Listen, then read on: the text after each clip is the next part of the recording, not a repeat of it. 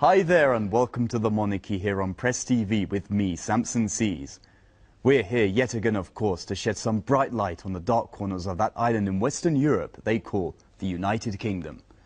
These are indeed the sort of issues that you would not find on mainstream media networks. It makes you wonder why. Coming up later in the program, we'll be travelling back through time yet again to find out about a backward Islamic sect called Wahhabism. This will be followed by us showing you a terrible truth involving the gassing of innocent people. The English, of course, were responsible for.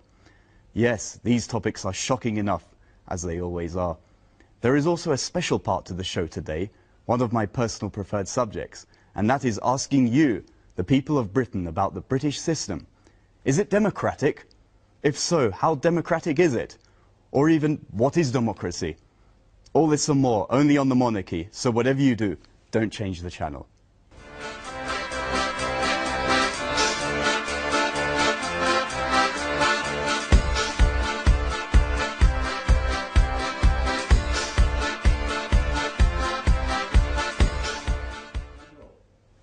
Have you ever wondered why the British Prime Minister always bows down to that controversial monarch in Arabia, showing lots of respect every time?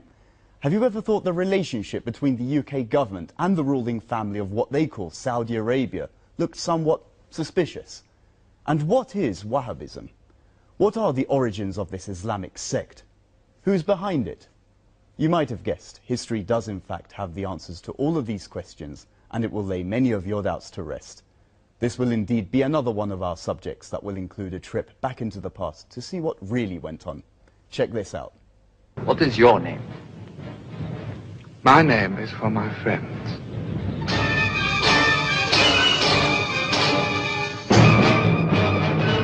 None of my friends is a murderer. No one can reject the role of the British colonel, fashioned in Hollywood as the Lawrence of Arabia in the Arabs' fight against the Ottoman Empire and the subsequent formation of Wahhabi Saudi Arabia. However, that is not the whole story as far as Britain is concerned, because the Brits were there when the Wahhabi reading of Islam was first founded, even before Saudi Arabia existed. There are accounts, including the memoirs of Mr. Hempher, the British spy to the Middle East, that shows the British Foreign and Commonwealth Office created Wahhabism that takes an intolerant view of other interpretations of Islam and other religions. Even if such accounts are not precise, as several commentators have objected, Britain did create Saudi Arabia in collaboration with the Wahhabi Al Saud tribe and did use Wahhabi's intolerance and its old policy of divide and conquer to wage an internal war in the Ottoman Empire, which was the most serious obstacle to London's control over the Middle East until the First World War. Abdul Aziz bin Abdul Rahman Al Saud, who founded the Kingdom of Saudi Arabia in 1932, was a local ruler in the Arabian Peninsula when the Great War began. Following the outbreak of war, the British who were fighting the Ottomans established diplomatic ties with Abdul Aziz, and the two signed the Treaty of Dahrin as early as 1915, which made the lands of the Al Saud family a British protectorate. Abdul Aziz was a descendant of Muhammad Al Saud, who ruled the Najd area of the peninsula in the 18th century, who was a friend of the founder of Wahhabism, Muhammad ibn Abdul Wahhab, and who chose Wahhabism for his tribe for the first time.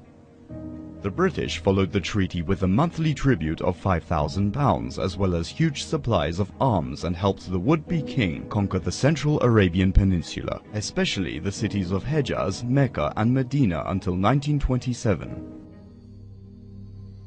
London replaced the Treaty of Dahrin with the Treaty of Jeddah on May 20th, 1927, that recognized the Saud-held territories' independence, a move that helped Abdul Aziz start the Kingdom of Saudi Arabia on September 23rd, 1932.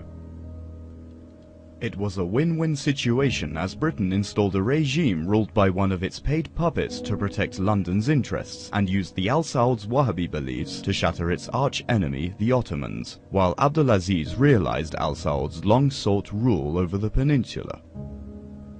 Britain was indeed Abdul Aziz's mentor from the very beginning, and the later Saudi monarch did not hide these ties. The creation of Saudi Arabia was also a victory for Britain in line with its original designs envisaged in Wahhabi Islam, whose founder was excommunicated by scholars of all other Islamic sects in the 18th century. Britain meant to open a chasm among Muslims to lay hands on the Middle East in line with the policy of divide and conquer, and Wahhabi's extremism was the key to London's ambitions. Indeed, it was initially illegal for a Muslim to wage war on another Muslim, yet Britain needed a new interpretation of Islam that would sanction such fratricide under the guise of jihad. That led to Wahhabism. Britain has kept Saudi Arabia as close as the early 20th century up until now. There are more than 150 joint ventures between British and Saudi companies, and some 30,000 British nationals are living and working in Saudi Arabia, while the Middle Eastern country is Britain's primary trade partner in the region. Britain has been a major arms supplier to Saudi Arabia since the 1960s, which has in turn supplied invaluable oil shipments to the West. The establishment see these very despotic regimes as key allies in terms of those key economic interests. And oil and banking. Oil, banking and arms exports, is a huge industry in the UK. Between 2008 and 2009, arms exports to the Middle East region almost doubled, but the vast majority of sales were going to Saudi Arabia and UAE, and they went from 4.9 billion euros to 9.2 billion euros in just 1 year. The British Foreign Office described UK-Saudi relationship in the 1990s as a house built on two solid pillars, the defence and trade relationships.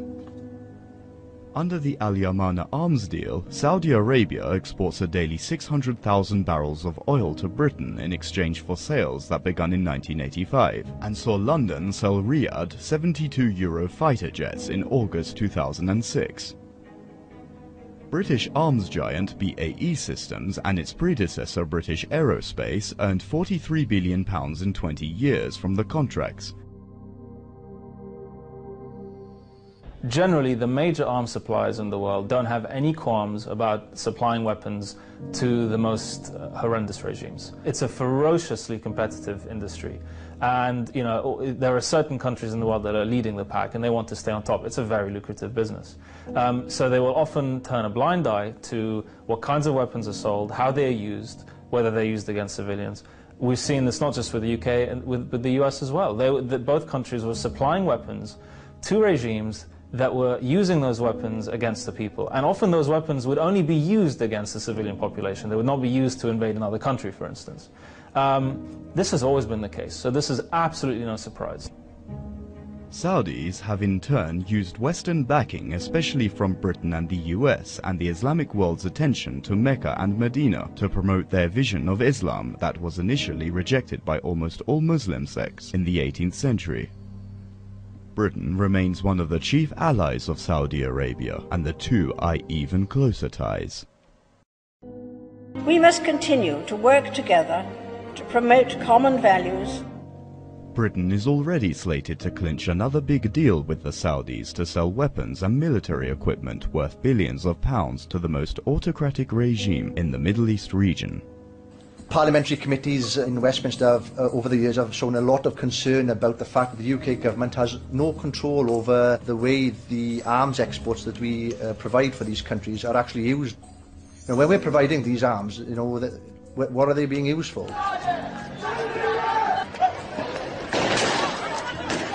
Politicians themselves know that these countries are very undemocratic. If you look at the Foreign Office's annual human rights report and you look at the countries of concern, and some of the countries of biggest concern are the ones they're selling weapons to. It's quite astonishing.